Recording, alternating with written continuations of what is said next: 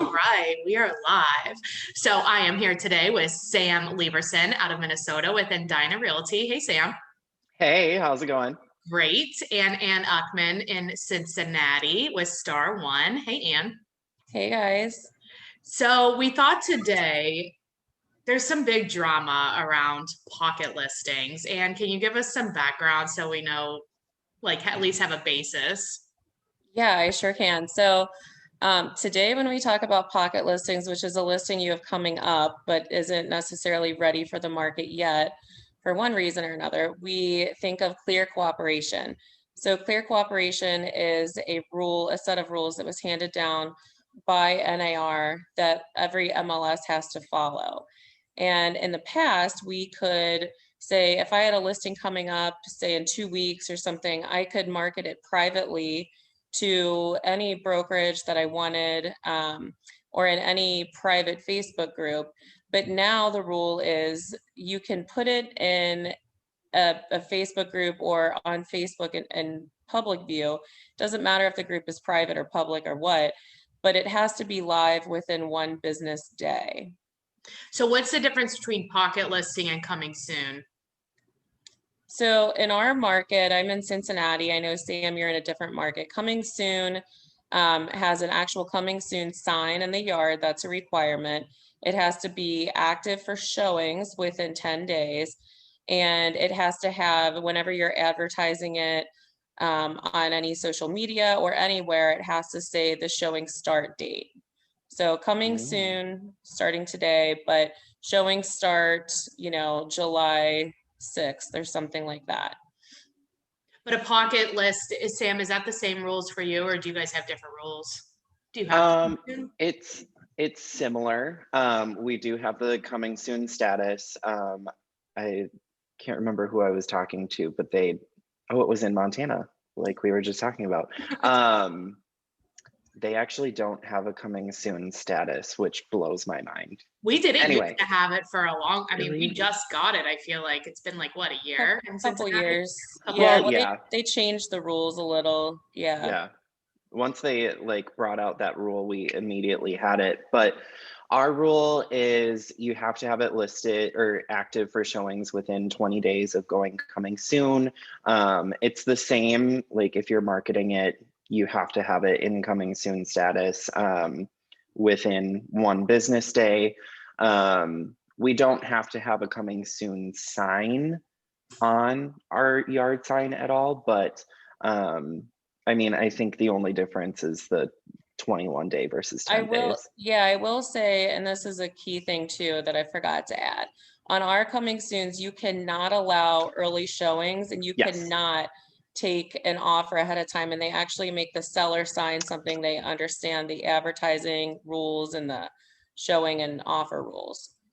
So they did, I mean, I think the point was, like, the reason why that status came into effect was because people were marketing pocket listings and talking about them, but they weren't available on the MLS. Is that correct? correct. Yeah. At least But then, here, I'm assuming it's like that everywhere, but I mean, what happens here, I'm sure happens everywhere. So then they put the coming soon status and did these rules around it in hopes that agents would begin to market those to everyone. But then what happened was, I mean, well, people are making offers sight unseen a lot of times, or there's maybe some scandalous behavior, shall we say, against the rules behavior, right? That's the main problem? I still feel like that's still happening with coming soon status, because I've heard of people where they're like, I will pay my fine and your fine if you let us in. Because it still makes sense, right? I mean, and here's the thing. It's like, the rules don't keep people that don't follow the rules from following them.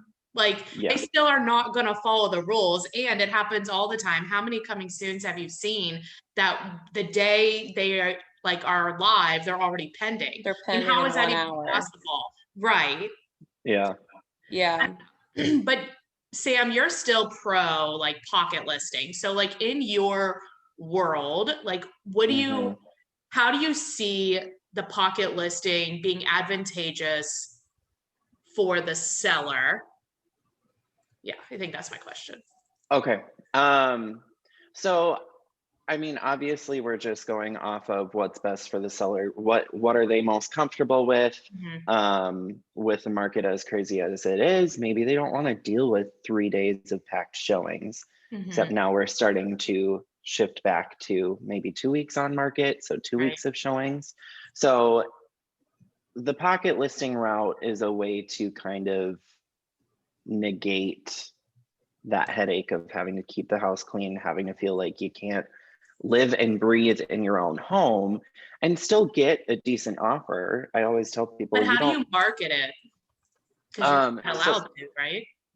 Yes. So with Edina Realty, we have this network program called Network One, and it kind of works like Match.com kind of thing, where I get a listing as I'm preparing it for the market. Then I put it in Network One, and then it matches us with any buyers that have the same criteria as my listing. It's not like I'm actively like sending out emails to all of the offices like, hey, it's here, we have it, like Is bring it us a only a buyer. Edina Realty agent Yes. though? Okay. Yep. Which that is where still some people are follows- like, ooh. Yeah, because Well- then the downside of that, if that were taken on by like everybody, then that would be a huge disadvantage for the small brokers and a huge advantage for the big ones. That's my Exactly. problem with it. So what do you see, Anne, should be as like a solution, or what do you? Yeah, I think that private Facebook groups should be allowed, or any private groups, and also you should be allowed to network it with other brokerages and not just your own brokerage. Because like you said, I don't know how many you guys have at Edina, but my brokerage is locally owned, and nationally speaking, we're considered a large brokerage. But here locally, we have, I think, 250 to 300 agents maybe, and we're competing against these national and global brokerages who have 800 and 1,000. But what's So the difference of marketing it to all those brokerages and putting it in the MLS? because it's not ready to go in the MLS yet. So again, like Sam was saying, it just depends on what your client wants. Right. Yeah, and we all have an opportunity to network. It's our job to network Right. with And other talk agents. to each other? What? I know. Shocker. Contrary to what happens, but yeah, we should be, it's survival of the fittest out there, Right. we should be networking with other agents. I think it's hurting our clients when we can't. Well, or when we don't, but okay, so let's say that rule goes into effect. I can see a problem would be like, okay, so I have a client who wants to see it, so do 10 other agents. Now, how do we see it? Right. Just, you mean pre-market, like before Yeah. it goes in the market, the I same guess. way you would normally. Yeah. And I mean, if you're showing it to people in your brokerage, you have to show it to someone if they find out through the grapevine too. But then So what's the difference of having it on the MLS or not? Just that it's not, you're saying having coming soon is off MLS, but you're still allowed to market. I don't like coming soon. I'm not a fan same. What's the of coming difference? soon. Well, I think it's clearly not working, right? But like, so you said you can market it to all the brokers, which I agree, that makes a lot of sense. But then can they show it? Yeah, if you allow one to show it, you allow others to show it. And to your point before, what you and Sam were discussing was, people are still breaking the rules, whether there are rules, they're still unethical, whether there are rules in place or not. And Right. that's true. You're always going to have that. But by saying you can only market it to people in your brokerage, you're basically anti-cooperation. Like we were cooperating better before clear cooperation. So because we already have this problem here in Cincinnati where, this person has a pocket listing, but they're going to try to let one of their, brokerage people sell it before anyone else does. Or And that's themselves, right? Because or we also themselves, have yeah. a duty to our buyers also that have hired us. Right. And if we get a listing that matches one of our buyers, I mean, that's good business. And outside of real estate, it is good business to allow them first right. Yes, it is. But it's good business for you, but is it really benefiting your seller? And I think that's where another issue comes in. Like Sam said, well, dual yeah, agency can get tricky. We work for our sellers. So, and the buyer. you know, yeah. Well, right. But if you have a listing, let's pretend it's not a dual agent scenario, but you have a listing in general. Does your seller know? Are they aware that they could put it on the open market and potentially get a lot more money? Or what expectation are you setting, and are you preparing them for that? So, right. You can't I mean, of course, and we've talked about dual agency so many times and have done a podcast on it, things like that. But of course, right. You can't, as a person, it is not good karma and just not good business either to manipulate the situation so that you get what you want, right? But as the listing agent, you are there, you have fiduciary responsibility. So for me, we go into the listing appointment and I'm only focusing on the seller. Now we get them organized. This is what you can expect from the market, and we settle on a price, we sign the papers, whatever. Now I switch and say, okay, what buyers do I have for this? I'm not changing if I have changing the situation for the seller, regardless of if I have buyers or not. You know what I mean? Correct, because you're preparing them for potential outcomes at the listing appointment. Correct. Yeah. But in the scenario we had just talked about, you're saying market it. You can market it to all the other brokerages, which makes sense, right? That's what the MLS is for. But it's not on the MLS. And the reason is, like you said, why wouldn't you just put it on the MLS? And Sam, I don't know your feelings on this, but let's say the carpet is really bad. It's, they've cleaned it, but it looks terrible. And the perception of dirty means it is dirty, Yeah. So let's say we can't get the carpet in for 3 weeks. My people are like, gosh, it's going to put us behind. I'm like, I could put it on the open market, but you're going to be bombarded with showings and people saying carpet was disgusting, Yeah. even though it doesn't smell. So maybe I advertise it to other brokerages. Like, I have this listing, it's coming up. If you can prepare your buyers for the fact that the carpet is coming and you think they can look past it, you can see the house. Right. Right. Yeah. And some might say, well, we were going to go on vacation, so we'd rather see it now than wait when it's ready in 3 weeks or something. What do you think, Sam? I had a thought and I couldn't remember it towards the end of that. Sorry, you lost. No, it's okay. Okay, so is it reasons that you would have a pocket listing and not just put it in the MLS? No, okay, going along with your, it would be nice to be able to advertise it to different agents. I don't want to necessarily put it public for that reason. I'm a huge person. I believe in staging, staging. Let's get your house looking perfect. Let's get some awesome photography. I don't care if things are flying off the shelves. Your first showing's online. So if people love what they see online, maybe they offer just right offline. We've 100%. Seen so many sight unseen offers this year, but first showings online, staging looks great. Okay, there's potential for more money. I've had people come at my commission and I'm like, well, then I'm going to have to start taking away these things. And they're like, well, is the staging really that important? I feel like my house looks pretty great. And yes, it looks great for you and it works for you, but we need to stage it for the buyer. And then I tell them, professionally staged homes do sell quicker and for more money. And sure enough, it happens. And then they're like, oh, wow, okay. So if they're not able, so it would be a huge advantage if I could openly market it to different agents, but not the public. But what's the downside of being able to do that? either of you? I don't know that. Everything that's good, there's always a bad, right? Like it's Yeah, so never, the bad is when the sellers don't understand or were never told the potential outcome. So I think that's the problem we run into. I said to an agent about a year ago, do you have XYZ coming up in this area? And she goes, hey, I got one for you. I said, okay, what's the address? When can we see it? It sounds perfect. She goes, well, you know, she's got a relative who's not on the same team but works in the same office. He's showing it. If they don't like it, then you can go through.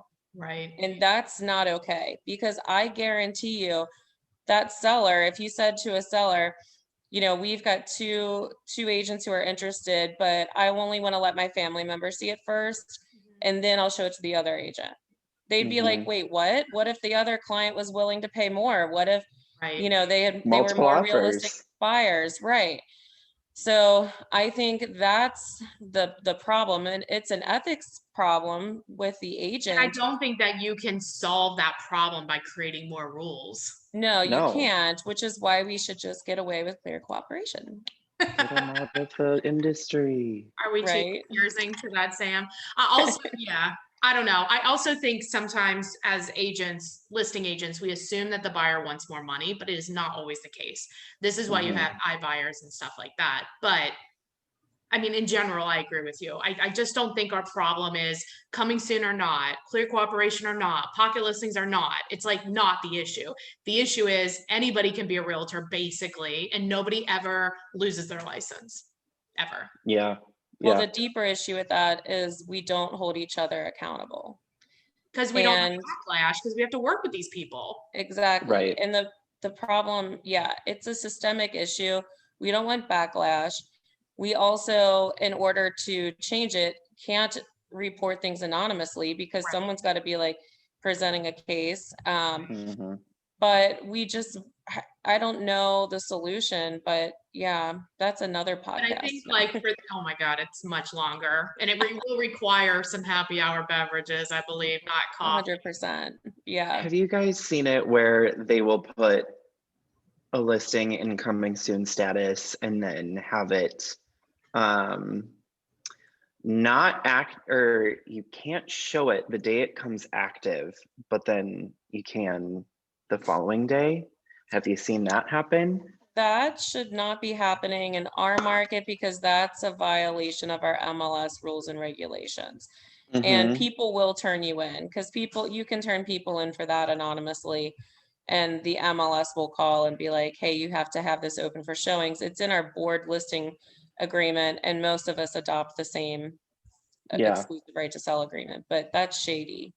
The one who had it listed, I've heard things about, and I was like, Yeah, there it is. Well, let's wrap up this conversation. Sam, what are your final thoughts on pocket listings, clear cooperation, just this conversation in general? yeah.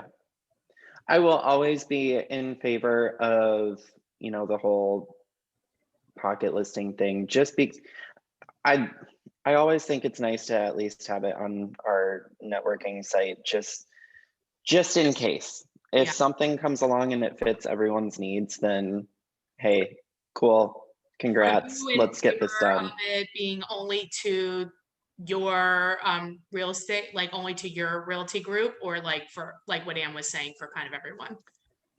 I totally get what Anne's saying. I have struggled with the whole clear cooperation thing because I want to, like, we're all part of these networks on Facebook where there's thousands and thousands of agents. I can't network it. Like, I can go through, sort through the comments and then be like, hey, I have a listing. Like, but yeah. So I do think clear cooperation does give us a little bit of a disadvantage for our clients in that aspect. So Yeah. Ann? Yeah, I'm a huge proponent of pocket listings, but that stipulation for pocket listings, as far as advertising goes, that clear cooperation sets, is hurting us, and it's going against what we stand for as realtors, who are supposed to cooperate with each other. I think if they change that portion of it, I'm all for it. I don't think we should be able to market it publicly. We have to stay relevant. We don't need clients out there not knowing where to go if they can't find a listing online. Mhm. But privately, let us network with each other. We're good at it. That's what we do, and it's part of our job. I like it. So Anne, if people want to get a hold of you or have a referral in Cincinnati, what's the best way? It's the Uchtman Group. It's UCHT as in Tom, MAN, .star1, STARONE.com. Okay, great. And Sam, what's the best way to get a hold of you if people have a referral in Minnesota? Can go to samleverson.com, SAMLEVERSON.com. Excellent. Well, thanks for being on, guys. Really appreciate it. Thanks for Thank having you us. guys.